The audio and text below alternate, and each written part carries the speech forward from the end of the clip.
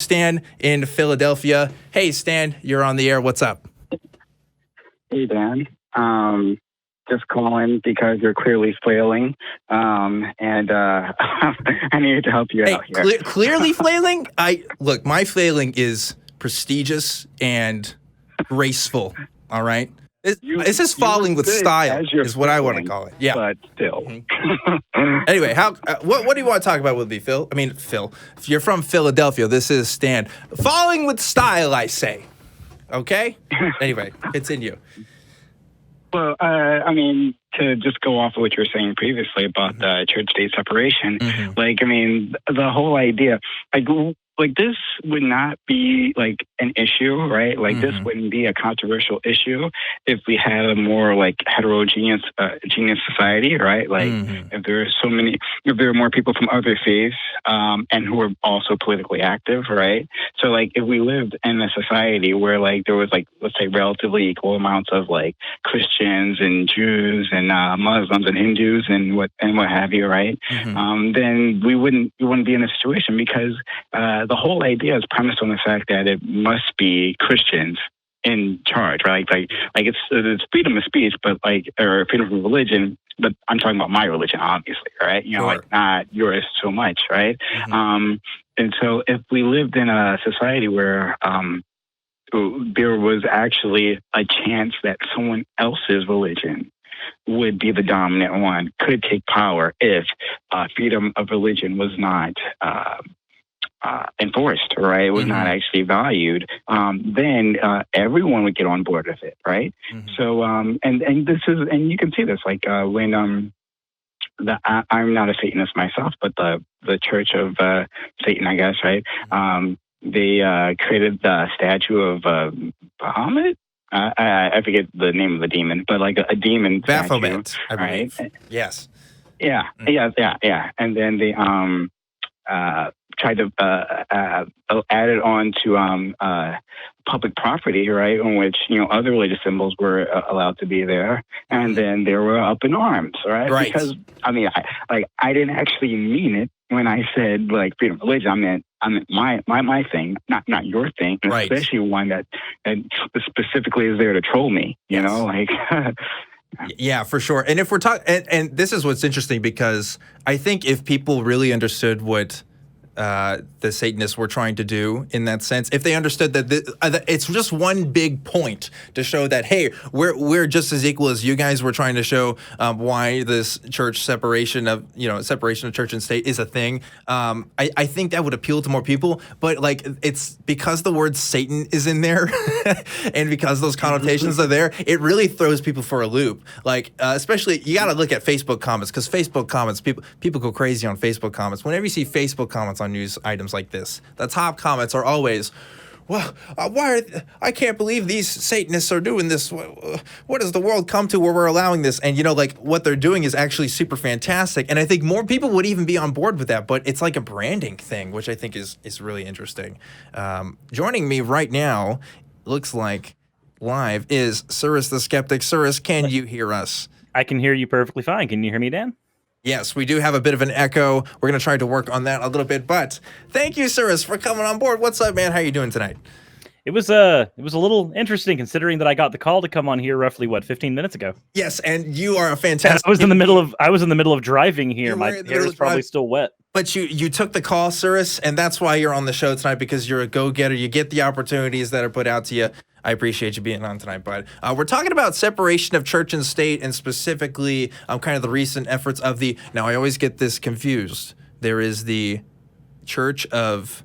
There's the temple Satanists. There's the Satanic Temple. There's the Satanic Temple, and there's the Church of Satan. And then there's the Church of Satan. And then one of the two is the ones that puts out the statues. And I always forget which one it is. But that's kind of what we're talking about, like how interesting it is that separation of church and state isn't as widely accepted as it probably could be, right?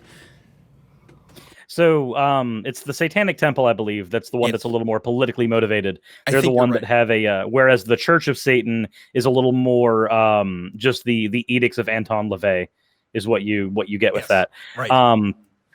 I did hear the caller that you had previously I don't know if they're still He's the caller still that's on. on the He's line still right now. on. This is Stan from Philadelphia. He's joining us tonight. Stan, How's it going? Still there, right? How's it going, Stan?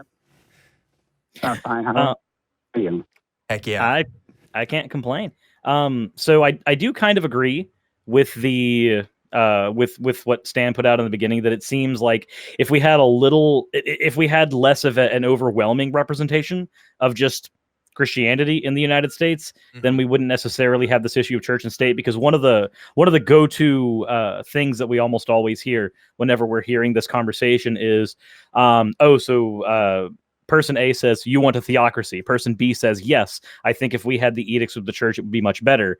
Person A then responds with, oh, so you want a theocracy if it's your church. Right. And person B says, yes, of course. But if we actually had a situation where there was a more even distribution of religions and also representation from religious nons, then that conversation would be a lot easier to have. But what we have in the United States is predominantly Christianity. So whenever the idea of inserting it, there's a whole term that we have conservative Christian values as a concept here in the States, but we don't necessarily have that same concept for other religions. Sure. And you know what else it is? And then I want Stan to join in, because I definitely don't, I want to include our callers in their conversation, of course, but it's just the label of Christian actually makes things super different. There's a lot of people that I've talked to who just assume that I'm a Christian just because I live in Texas. I'm generally a good person, and so that's kind of ascribed to me in some ways. If we talk about certain political candidates who will call themselves Christian, even though they don't go to church, they don't read the Bible, they are hardly involved in Christian community, but they know that it's easier to get the vote. But yeah, they just say, I'm a Christian, and that's all. If they describe themselves as any other label, if they said, I'm not religious, I'm an atheist, whatever, then suddenly they would lose that vote. It's just the calling yourself, it's just the name that really kind of matters to people, which is frustrating. Like, if Suris and I tried to run for president, or even Stan tried to run for president right now, people would look at our religious history, and that would be an instant disqualifier for both. Someone would look at my channel and see the amount of stuff the amount that I talk about religion and the amount that I talk about politics, and they would go, this is the last person we want here. Just like, yeah. Sir, okay. They would look at that Yu-Gi-Oh poster on your room right now, and they'd be like, man, I'm a Pokemon guy. I'm sorry. I can't let you in. Okay, White House is closed. Dan. Look, it's not me, dude. It's the American public. They're right there. They're right there. They're right there. I see what you're saying. Okay, he's got, for listeners at home, he does have the Pokemon. All right, so look, you appeal to a broad audience. I understand. That's great. That's fantastic. Put that, that needs to be one of your platforms. But the problem is that we have an overwhelming representation of Pokemon, and we don't necessarily have an even distribution with you. I'm just making the exact same same conversation we had before, but now it's nerdy. This is fantastic. What a great direction this show has had. I'm really glad I've made the choices I've made to have this conversation up to this point in my life. So, Stan, final points about this conversation. Like, what do you think about, because we don't have the representation we should. We don't have the PR that we should sometimes as atheists. Like, what do you think we should do? Do you have any ideas about this? That's a tough task. So what should we do? Yeah, what should we do? Well, I think. Well, first of all, just period. And this is from a person who's politically active, right? Like, my biggest pet peeve is that other people aren't, right? Yeah. And I'm not saying people have to be like a news junkie like I am, because I will spend 4 hours a day watching news, consuming, reading, and all that, right? And people got lives, so I get that, But there's complete lack of caring about the things that are going on around you, right? And it's not like these things don't have consequences. They have consequences all around, whether you realize them or not, right? A lot of things that are going wrong in your life, frustrations that society puts in your way, right? These can be dealt with, but it requires sustained effort, right, from a population. So what we're asking basically is that it's not that people who are not religiously affiliated are an insignificant amount of the population, is that they are not an active one generally, and they aren't focused, right? So when this issue this issue doesn't have salience to them oftentimes, right? Yeah. Like there's other issues to them, even if they are politically active, that stand above it, right? Like maybe if they're on the right, they're like, well, I care more about having my a right to bear arms protected rather than, like worrying about what happens with the First Amendment, right? Sure. And if on the left, they could be maybe worried about the environment or civil rights and all of these other things, right? Yeah. Which are worthwhile causes, at least on the left. But the idea of pushing the boundaries of the freedom of religion and making sure that's actually enforced, that's not like a thing that people are thinking of. It's not the big problem in their lives, right? So it really is like herding cats, right? But like if we want to actually make any sort of progress on this, right? One, we don't have to go it alone, right? Like, because there are other groups in this country who are also marginalized, right? So our friends in the Muslim community, right? Like these people aren't our enemies, right? Like but the society at large is looking at them that way, right?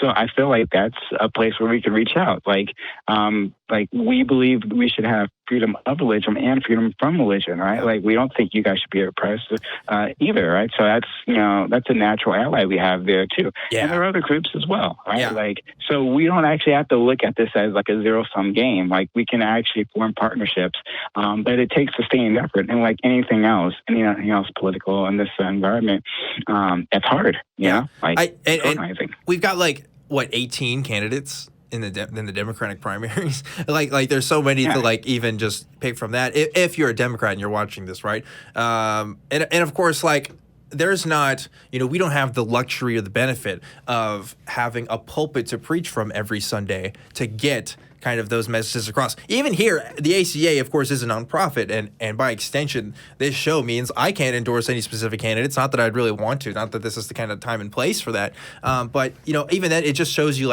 there's always going to be kind of these limitations as to what we would want collectively as a group that I think a lot of people who are on the Democratic side kind of, struggle with. This is interesting. This is more political than what I'm used to on this show, but I'm kind of enjoying the conversation. But any closing thoughts on this, Suris, before we move on?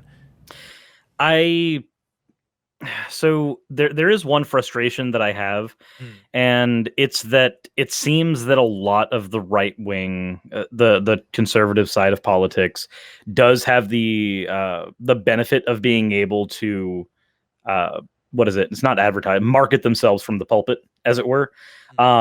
There's a lot of times, especially I know in Texas, you've probably heard this over a dozen times. A politician says that, oh yes, I'm in politics because I spoke with God, and God said that this is what I need to do. It is God's will that I do this, which is really strange because whenever they fail afterwards, I can only wonder exactly how far God's will extends. But you don't hear that so much from the left. In fact, actually, what I've seen a lot on the left side is that the left tends to argue a lot with facts and data and statistics and numbers, which doesn't necessarily mean they're always right, but it does mean though that the talking points that you hear from the left-hand side generally take a little bit of research to get into, whereas a lot of the talking points from the right do tend to be a little more intuitive. And therefore much easier to digest. And a lot of that comes down to the fact that their evangelical base is fine doing things on intuition a little more, which means that it's more convenient for them. They have to do less research and less study to figure out which candidate they want to go for. But that's really frustrating if you're on the left and going, no, please, everybody do your homework, be politically aware. Yeah. You're an adult, you're voting. Yeah. So Suris, I like to say that I really agree with what you're saying, and it actually dovetails with something Dan was saying earlier, and that about the label of Christianity, right? People are using these as cultural cues, right? Yes. Do you have these cultural cues? Yes. Lets me know that you're a good guy, rather than me having to investigate your actual positions or caring about what's in your heart or anything like that, right? So you say that you're you're a Christian, right? Like, you say that like you are against this group and that group, right? Like, okay, that's my God, right? And what you were saying previously, you know, like, they don't have to make these like detailed fact-based points, right? Like they can just say like drop God in there a few times and like it cues people up like, okay, this guy is on our team, right? And I don't have to do anything else, right? Like he's for the things I like and he's against the people I'm not, right? And this is not something exclusively on the right. I mean, this happens on the left too, right? Like, like just say a joke against Donald Trump, right? And people will laugh and like, oh yeah, I like you now. Like there's as many people. Right? And not to interrupt, but I kind of want to piggyback off that real quick. There does seem like there's as many people that were willing to vote for Trump because Trump makes people angry as there were who were willing to vote on Obama because of identity politics. It happens on both sides, and it sucks when it happens on either side. Yeah. People play dirty all over the place. That's definitely not a question. But like it is going to take someone like me. You're going to have to dig a little bit more. You're going to have to write a little bit more than just share a meme with me on Facebook to convince me of something being true, right? But that is the result of like my education, and that is the result of, I would say, my privilege of being to know the things that I know that definitely a lot of people don't have, which is like another intersection of like how people are getting their information from. Are they getting their information from a pulpit every Sunday and on Facebook? Are they getting their information from CBS? Are they getting it from Fox News? Like, oh, look at that cat. Oh, that's amazing. That's a cute little cat.